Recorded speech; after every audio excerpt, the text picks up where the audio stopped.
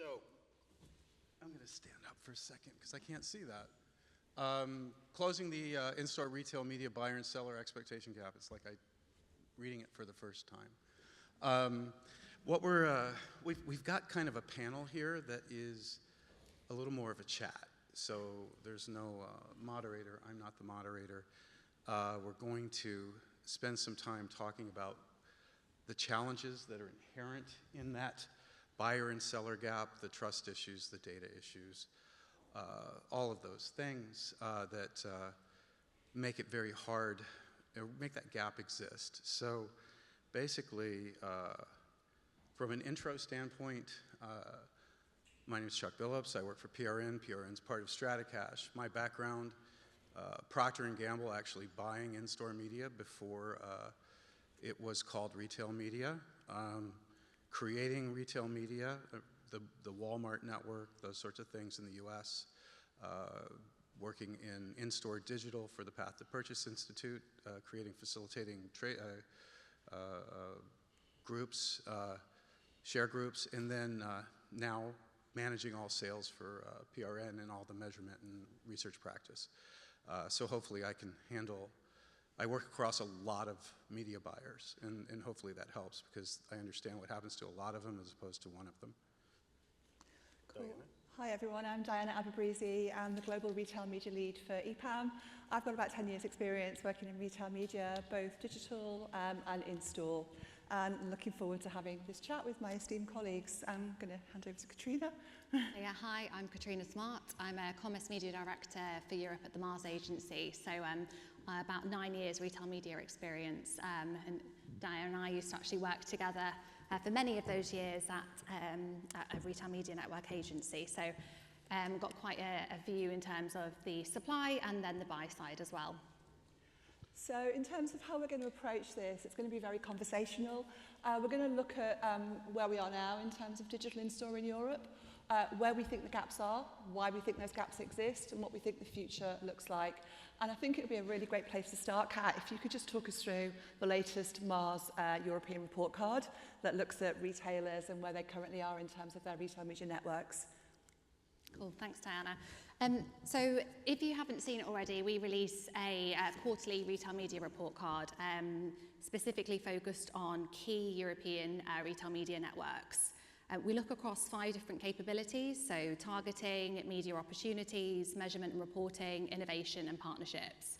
And for this particular section, we're just going to delve a little bit deeper into focusing on media opportunities, as this is where we look at things like in-store radio, in-store point of sale, in-store digital signage, digital out of home, etc.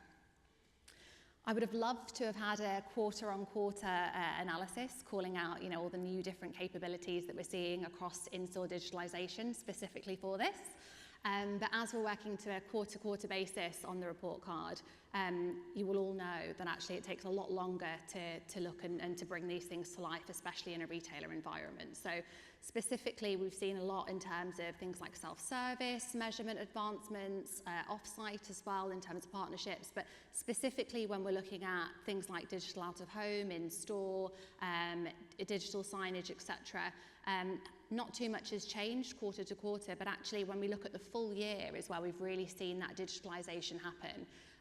If you walk into many of the retailers across the UK specifically, you'll notice that the shopping experience has changed for a consumer and actually a much more digital experience than it used to be. And actually we're seeing a lot more change in terms of the types of in-store media as well. So we're seeing specifically we're going to double down on our in-store opportunities for the next retail media report card, looking at things like, gondola ends, digital shelf signage, at shelf edge, in-aisle opportunities and things like that. So we're really going to start to call out some more of those specific in-store elements that are available across the retail media networks over the next couple of months. So excited to delve a little bit deeper into that.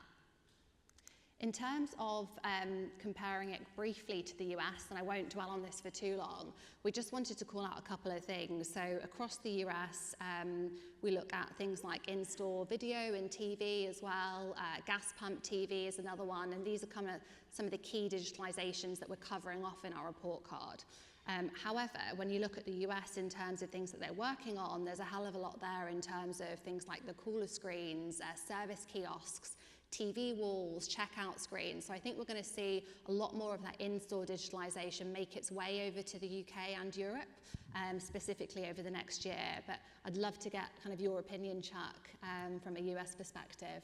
Yeah, so from a US perspective, I think obviously the US is bigger, but it's a little more diverse, I think, from an RMN perspective. I think in the UK, a lot of the RMN focus has been in grocery. If you look in the US, yes, you know, it's in grocery, but it's in mass, it's in big box, it's in club, it's in DIY, home improvement centers. It's even in dollar stores, like what's it called, Beyond One here, something like that. And I think that is by nature a result of how diverse the U.S. retail landscape is, and the degree of channel splitting that happened maybe 20 years ago in the U.S., with a lot of trips just becoming segmented out among. There's just a lot of different trips and a lot of different purchase occasions split between a lot of different retailers. The other piece of it is, I think that we've, as Chris mentioned earlier, we have a lot of in-store going on. I think there are probably a couple 100,000 screens in U.S. stores right now, maybe 200 to 300,000. It's huge, and nobody really knows it. But if you went into some programmatic interface, you'd kind of see it. It's almost too many at this point, given how nascent the market is.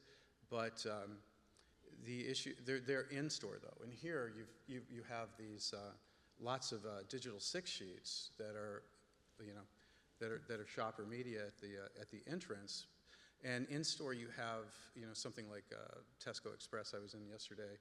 You know, you've got some wayfinding above the coolers, and it's mostly doing what cardboard would do with advertising specials and that sort of thing. But in the U.S., we don't have that. We don't have that density to really facilitate the 6 sheets coming first in front. And that density is really inside the biggest retailers, so that's why a lot of it has come from in-store. It's not like you're going to put a single digital out-of-home display in front of a Walgreens store. There's not enough traffic, right, as you pull in your car.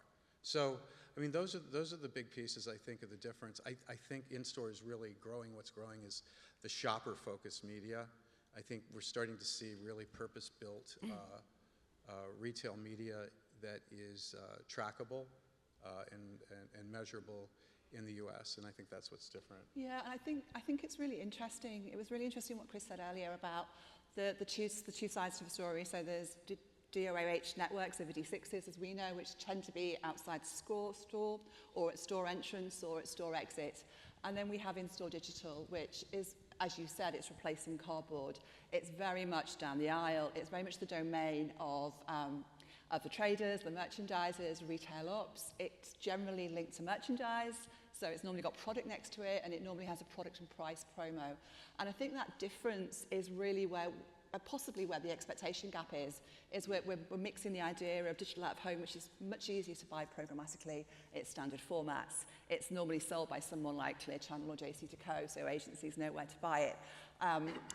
Whereas in-store digital is much harder to buy in that streamlined fashion because it has to be aligned to the retail strategy. And I think with retailers looking for incremental revenue from creating a business case out of that, often that's possibly where we get that big expectation gap. But you've probably got a better view on that than me, Kat, in terms of buyers and what they're looking for and how they see it. Yeah, I think that in terms of a buyer view, so there are so many different new and exciting opportunities that are now available to them. but there's a huge trade expectation still. And I think that although they want to participate in the new and shiny test and learns, digital screens down aisle, hotspots that are now digitalized, they're struggling to be able to, just because of those promotional and commercial constraints that are still held. On the flip side of that, I think they're also struggling to understand from a creative lens, and Vanessa touched upon it earlier, how they talk and navigate customers through the store. And actually it's, they've gone from maybe a one-size-fits-all approach when it comes to some of their in-store media, whereas now they've really got to think about where they're navigating customers through. So I think that that's where we're seeing some of the gaps as well. Yeah. I think from a gap standpoint, there's a, you know, if you think what the buyer wants and what the retailer has to offer right now, you've definitely got a measurement gap, and I think part of that is there's this expectation, and we've dealt with it for a long time. I think in the U.S., having launched store-wide retail networks, 20 years ago, where we'd talk about it's like the Super Bowl, and it's like at home. And it's like we'd make these comparisons against linear TV. It's not necessarily true. It's a different media. Once you're in the store, there's an expectation of conversion, and you just can't get around it. Now, we'd love for those media dollars, or pounds or euros, to become measurable against other criteria like the old day of impressions and reach and frequency, but we're in the store. But by the way, there's marketing mix modeling, which every brand uses and has maybe their own system to do it, that measures their media in terms of all of those factors, including sales lift in a market-by-market basis versus exposed and non-exposed. So you can't go back to the old days. You can't get in the hot tub time machine and go back to it's all about eyeballs. It's about all three of these things, and so I think to bridge that gap, the retailers need to think very hard and long and work with folks who have been specialists in the industry, working on how these three things converge: attention, brand awareness, and conversion, and how they come together in a way that makes it comparable as the other media. Yeah, I definitely agree with the bit about specialists. So, I mean, for me, the expectations come from two areas. One is retailers, and I've got first-hand knowledge of this. So when retailers are putting together a business case to put stores to put digital screens in store, they use retail media as a business case.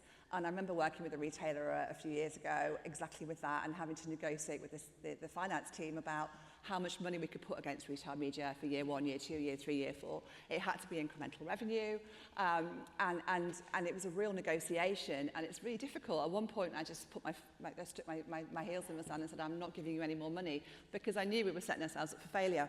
And I think that's often that alignment on where the revenue opportunity is, and then being able to deliver on it with a proposition that will allow you to unlock incremental revenue is probably one of the biggest challenges for retailers. And from an agency perspective, they're looking always looking for sales report, and I can show you this slide, which I'm going to make no apologies for going back to basics on this with a good old-fashioned funnel. But from an agency perspective, they want to buy easily. They want to buy it the way they want to. They don't want to necessarily have 5 or 6 different conversations, have their creative compromised. They don't want to think about, I can't go here, but I can go there. So I think there's definitely this dichotomy about what agencies want and what's possible. And, I thought what you said earlier was really interesting, Chuck, is that we can't get away from conversion measurement if we're doing retail media. However, if we're talking about awareness building, and we're talking about driving to store, driving to aisle, where you're more likely to have brand advertising, so incremental revenue for retailers, it's going to be more likely to be a brand message. unless you're then putting an ad in the aisle to convert, or unless you're a category captain, where if you're driving more traffic down the aisle and you're driving more people and more purchases in the aisle, you can't guarantee that's going to go to you rather than your competitor. It's really hard then to drive conversion and incremental sales, I think. So I think there's definitely a couple of things here, and I often work with retailers on their screen strategy and think about, right, what screens we're putting in, what role are they going to fulfill, should they be merchandised, are we going to have endemic or non-endemic, is it going to be bought programmatically or through trade? So I'll often work with retailers on a full screen strategy, but starting with this basic idea about what's the role of the media, what's the objective, what's the role of the media, what messaging can we put on there and how do we measure it, is a really good starting point. And then talking agencies through the ability, if you really want to drive conversion in aisle, you have to make sure that even if you're not buying the media, that someone in your shopper marketing team or your trade team is backing up your message that you've got at the front of the store with a price and promo message, and really making sure that people are putting your products in basket once they get down the aisle. And I think that's probably, certainly retailer looking for revenue and agencies and advertisers looking for conversion. We need to get those working better together, and it's definitely a bit of a collaboration, I think. That's a really good point, because I was talking just about results, right? I wasn't talking about what your objectives are. And there's a whole other aspect of this in terms of what buyers want versus what sellers are giving that involve creative.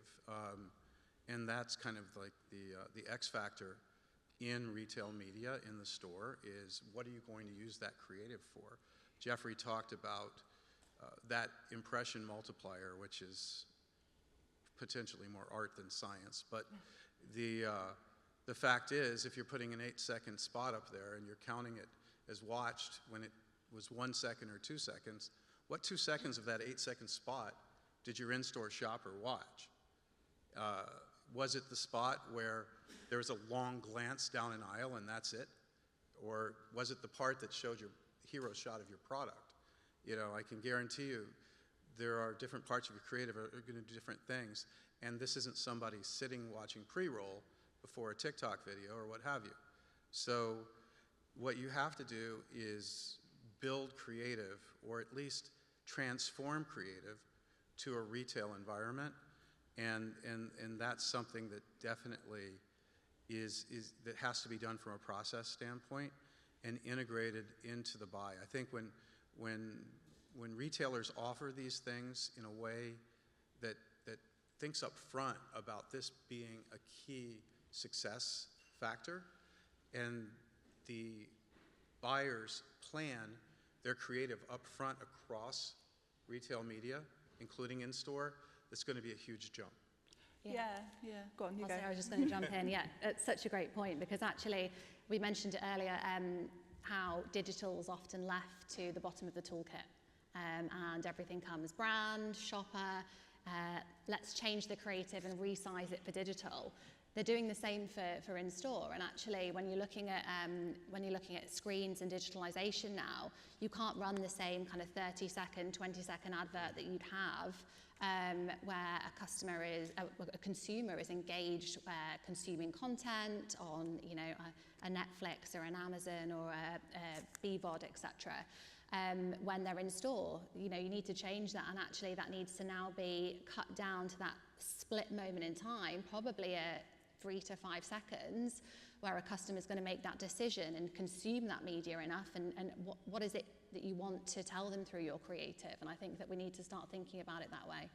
So I think my question then is, as we talked about, we have a lot of in-store media already, specifically in the UK, where there's a lot of cardboard. There's a lot of dollars that are going into in-store point-of-sale messaging, normally through cardboard. And the likelihood is more and more of that cardboard is going to get replaced by digital. We also know that retailers are looking for incremental revenue to pay for their digital in-store, their equipment and their kits. So how realistic is it, do we think that digital media will allow us to unlock incremental revenue through agency funding, especially if it's down the aisle and it's point of sale, and programmatically, which is what we're talking about as well, to make it easy for agencies? Is that even a possibility? It's a really good question, because we've been living through abnormal times, obviously, as if all times were normal. That's not true. But the last 4 years have been absurdly abnormal. And retail media's growth happened to coincide with the last 4 years, really, in a huge way. Well, what happened to trade budgets during that time frame with out of stocks and decreased promotion activity? Trade budgets were completely reset, at least in the US, and I'm sure a lot of that happened here, because you couldn't advertise things from a price standpoint because you were out of stock of so many things. And what that did, a lot of that money flowed into retail media at the same time e-commerce was becoming huge, as in-store activity decreased. And so trade, as a former CPG marketer, FMCG marketer, is only set to what happened last year. So once your trade budgets reset, they have to grow again. And all of that funding is over in retail media now. Well, guess what happens when that that funding is over in retail media? Well, now it can go away. Trade never gets pulled, rarely gets pulled, unless your cases end up in a death spiral as a retailer. In this case, retail media can go away. So my point there is that now you have to worry not just about your trade being cannibalized, but also your retail media being cannibalized, not just by what you do next, but by another retailer. And that makes it incumbent upon the retailers to understand media metrics when they're creating these networks and understand addressability and data portability. Because if you can prove that the data performs within the metrics that are set up with marketing mix modeling systems at the FMCG, then you can get treated as media. And that becomes a whole separate set. If you are continually, as Colgate said this morning, a manual workaround, you'll be forever in this kind of other category. And so I think that's really important. Sorry. Yeah.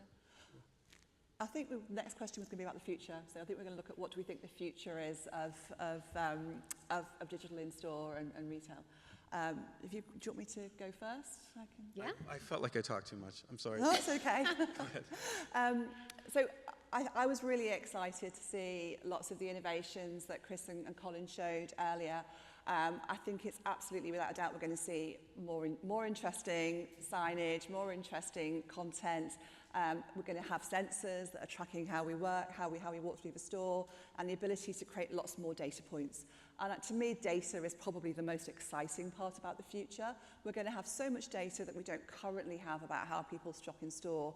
We're going to be able to link customer journeys to an actual individual customer through loyalty, and able to start to think about then how that links with their online activity, create an omni-channel view of the customer. And I guess the thing that we work on a lot at EPAM is helping retailers take control back of that data. So having all of their data, whether that be channel media performance from their retail media platforms, their customer data, their sales data, their product data, having that all sitting in one place within their own cloud environment. So they can own it, they can manage it, and they can use it as they wish. Not just for retail media, which is obviously really important, but actually for all of their customer touch points. So how do we understand how a customer in store has been communicated to through CRM, through their online activity as well, and make sure that we're giving them consistent messaging for the retailer as well as for the advertiser. So for me, just having all of that data suddenly available through all the technology that's happening in store gives retailers so much more opportunity to own that full data picture and start to think about, right, how can I build predictive modeling, predictive audience segments? How can I provide better omni-channel measurements? How can I create insights to inform media planning by having all of that data sitting within my environment? So for me, the future is data for in-store, and it's really, really exciting. And I think Chris again said, reach the unreachable. We're now going to be able to do that with all these data points. So that's my two-penner for the future. I think for me, it would be we're going to rethink creative. And I think that brands is going to start to challenge their agencies more to think about that in the same way that they do their brand marketing. So think about that from an objective perspective. What are they trying to reach? How are they getting down that funnel? But also then how are they speaking to a retail customer at that level?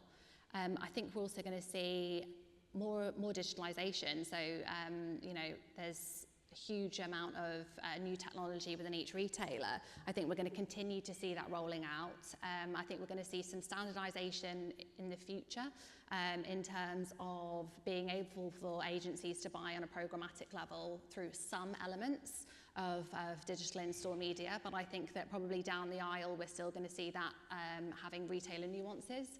And actually that will probably still be managed at a trade level through your JBPs. But actually it allows for creative to shine and that retailer nuance as such. But I think we're also going to see a reach as well. So I think we're going to see a huge amount of investment continue in digitalization because currently there is scale, but there's not enough scale across each of the retail media networks to justify agency investment like that.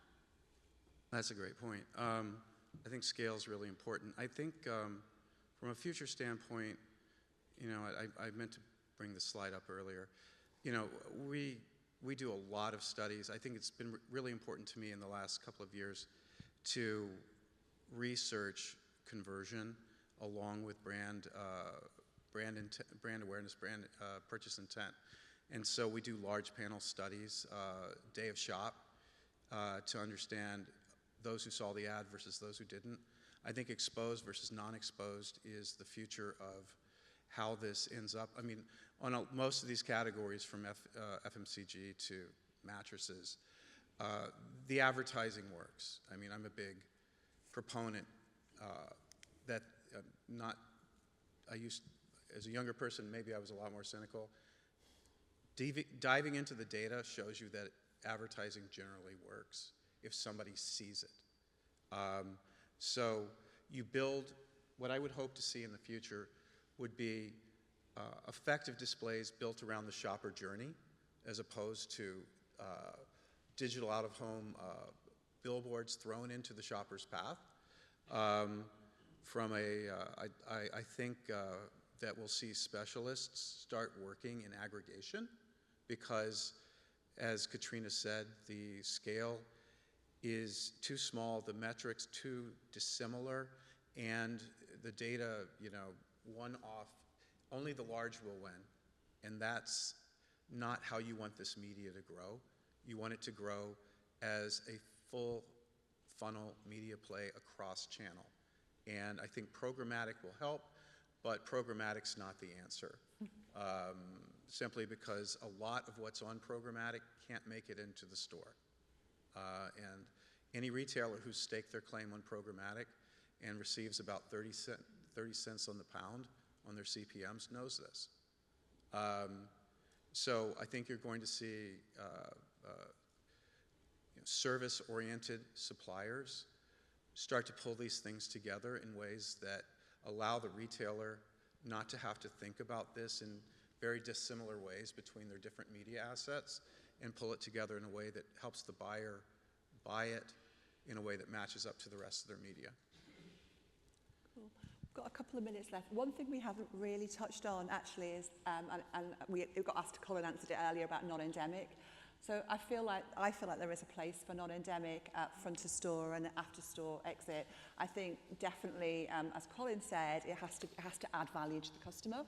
And it has to be about, either partnerships or something really relevant, so a relevant industry. Be really keen to understand if you think there is a non-endemic opportunity, because I think often I've heard retailers put a lot of hope in the non-endemic revenue opportunity, and it doesn't often materialise. I think definitely from as you mentioned, front of store or entrance exit.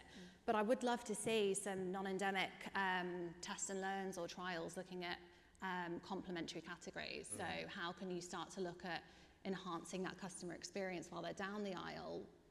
Everyone uses these examples, but sun cream and travel. How can you start to look at testing the customer experience and relevance and personalization for them through that?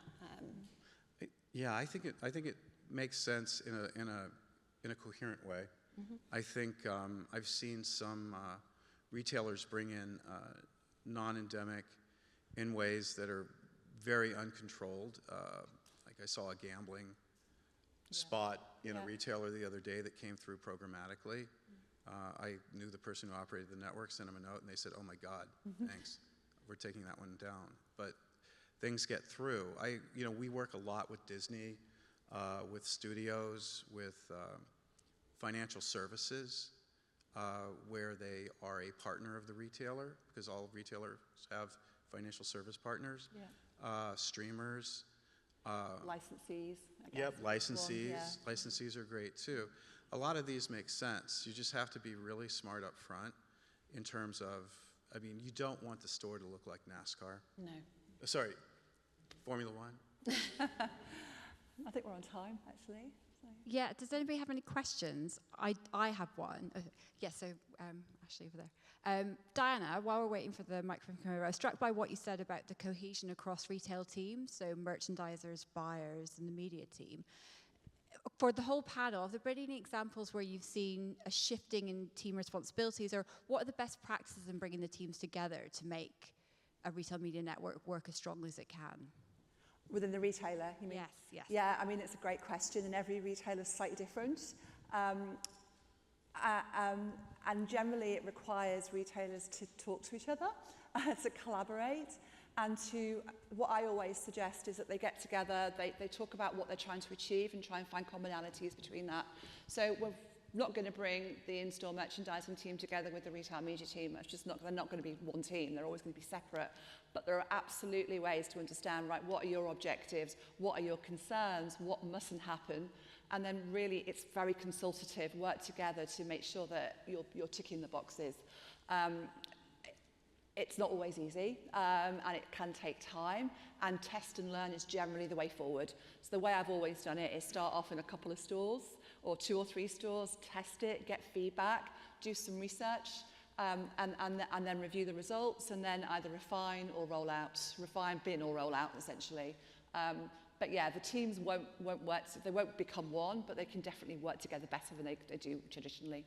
Just to interject on that quickly, so we see that a lot with brands as well, and it's the same premise. It's collaboration, working together, bringing the teams together in one room from a trade, from a shopper, from a brand perspective, your e-commerce teams, and instead of working in silos, you have that connected experience, and that's where we see a lot of, that's where we see great results when you connect all the dots there together. I think, what Co-op said earlier was a really good point about thinking about your media holistically. What does it do, not just, in terms of a money grab, don't think of it as a money grab, in terms of driving product sales, but the category, but more importantly, what is it doing with your shopper in the market? Because that, if you want it to stop being trade and become media, you have to think about what it does across the shopper universe in market, because that's what it's being compared to in marketing mix modeling. It's being compared across reach, frequency, and lift across a geo segment. And that's really important to get your media mindset into that, is to being incremental, not just in your store, but incremental to the media buyer. Thank you for this chat, it's been really good. Question, if you were a retailer and you're at the beginning of your digitization journey, how would you prioritize your investment? Because you can't just digitize everything in one go. So where would you start, and what does that roadmap look like? Within the store, so how do you decide which screens to put in store? So again, we start off with that consultation. So there's 2 ways. One way is you can decide what's the cheapest and easiest way for me to do it. And often that will be by working with someone like a Clear Channel or a JCTCO to agree a leasing model for the screens and a buyback and a revenue share model, so they have the ability to sell, and because it's not impacting the customer journey, because it's generally outside store and at the end of store, it's an easier sell as well internally. So that's one really easy way to do it, and I think that's essentially what Chris mentioned earlier. You've got two ways of going. If you want to look at in-store, then it's a question of working out where the quickest win is and where the least path of least resistance. So is there an obvious place where you can see that digitization will add value to the customer journey, will add value to the retailer, and will also be sellable, and then do a test there. So I think every retailer is different, but I would definitely work through a framework that I generally have a framework that I work with retailers that just talks through those. So what are the options? Where do we think we're going to get the most return? Where's it going to tick the boxes of the internal stakeholders?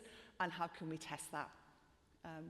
Yeah, but it's not. I haven't got like one answer for you. It's different for each retailer. I mean, I'd add if you're going to start doing something in store, a lot of retailers start with this glitzy store of the future that has screens popping out of everywhere, including the toilets, and it's you just focus on doing a tight proof of concept with one or two screens, really thoughtfully focused, with a good content strategy about what's going to be on those screens, and a learning agenda around it that speaks to the measurement that you're going to get, what makes it a success, and how am I going to measure conversion and attitudes around those, and then take what you learned and be ready to roll. Because if you do it right that way, you'll know what you learned and you'll be able to roll something out. That's how I think to do it. Great. I think we have time for one more question. Oh, thank you. Great panel. Katrina, question for you. Being that you've done report card in the US and Europe, as you think about in-store, the innovations we're seeing in Europe versus the US, how much of it is being driven by investment capabilities versus consumer demand, and what would you recommend a retailer kind of, as they're looking at in-store technologies, how should they look at each of them differently or the same? I think that it's probably being driven by, I think it's twofold. So I think it's probably definitely been driven by demand, because a few years ago everything was stripped back, and you go through a cycle every few years, don't you, of in-store POS that changes, and retailers changing the boundaries in terms of what's allowed. After COVID, I think that the demand changed in terms of what the customer experience in store, and there was a real need to change, adding more value to customers in terms of why they should be shopping back in store. So I think that we've seen a shift there in terms of the capabilities. I think that from an investment perspective, there's definitely, there's obviously always an investment or commercial line in there. But from a retailer perspective, it might be better for you to answer that one, Diana. Yeah, sorry, I missed the question. I'm a little bit deaf. Maybe Chris, you can answer that one. Oh my God. Jeffrey? Yeah, Can you I guess in terms of the investment, and how much is it, and how much should retailers balance both the the technology capabilities versus the consumer behavior as you look at these different technologies, and what do you think is driving it, US versus Europe? Go, you go.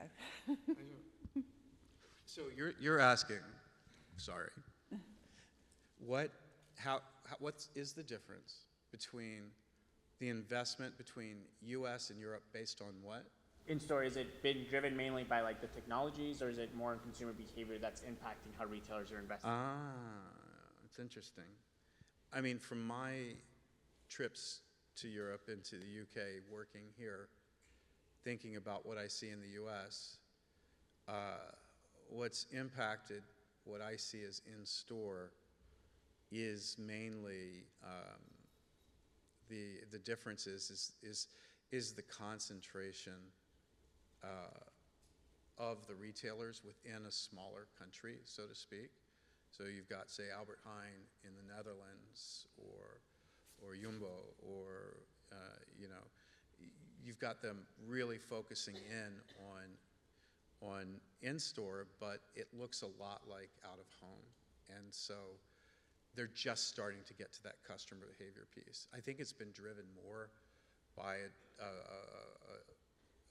kind of a Euros standpoint. Where can I find the biggest wins so far? I think the next step is going to be around customer behavior in the store, and also around, I think it will have to revolve somewhat around information as well, because my experience, you know, in an Albert Heijn or here around a Tesco is the same as issues we have in Europe around associates.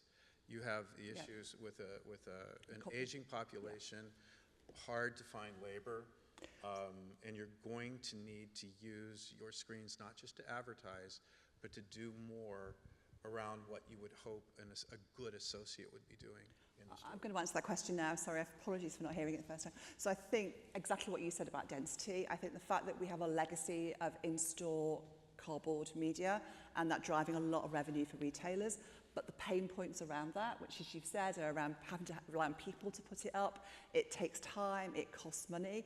Retailers have been looking for ways to find ways of making that easier and cheaper for them for a long time. Sustainability is a big driver of that, as Colin mentioned, as Colin mentioned earlier. And I think as well, you know, buyers are getting more and more savvy about implementation in store and starting to not pay their bills if things weren't implemented as they've asked for. So I think there was an economic drive to shift to digital as well, and that's probably one of the differences between the US and the UK. I would say as well that the US is probably an investment one, just because of the scale. I think that retail media networks are trying to monetize the in-store as they have their digital, and actually the way to do that is through the digitalization and bringing in new technology. So I would say probably investment from the US, and then I would still say from a customer perspective would be the demand of the customer experience here, and I think that's why we're seeing so many retailers trial different pieces of media rather than go with one set piece of media. I know we do love D6s over here, but aside from the D6, there are many different kind of digital signs available in stores now. Yeah. Oh yeah. I Does mean, that answer your question, Jeffrey? Sorry. Sorry, Jeffrey. Got there at the end. there is a lot of technology, though. There's examples of people putting things in stores because the technology's there, and sometimes the content and the monetization aspects haven't caught up. Thank you so much. Thank you. Thank you.